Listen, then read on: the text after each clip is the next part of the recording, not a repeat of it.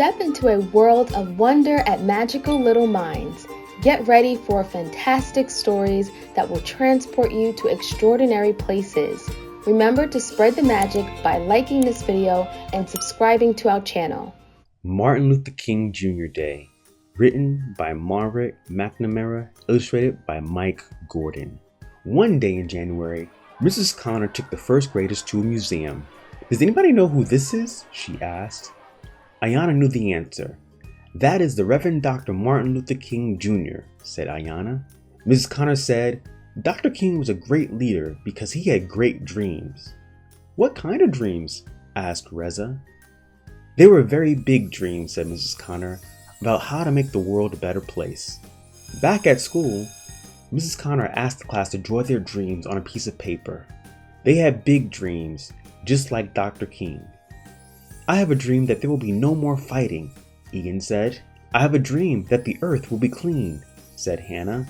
"I have a dream that everyone will have fun," Katie said. "I have a dream that people will never get sick," Nia said. "I have a dream that I will do good things," said Becky. "I have a dream that all children will play together," Emma said. "I have a dream that no one will be poor," said James. "I have a dream that everyone will be safe," Reza said. The first graders were happy with their dreams. "Dr. King will be proud of you," said Mrs. Connor. "What is your dream?" Ayanna asked Mrs. Connor. "Oh, I have a very big dream," said Mrs. Connor. "I have a dream," said Mrs. Connor, "that all your dreams will come true." Thank you for joining us on this magical reading journey. If you're ready to continue the fun and learn even more, visit our Etsy shop for exciting educational printables. You can count on us to make learning numbers fun and easy with our popular animal jungle themed kids numbers flashcards. Let's keep the learning adventure going.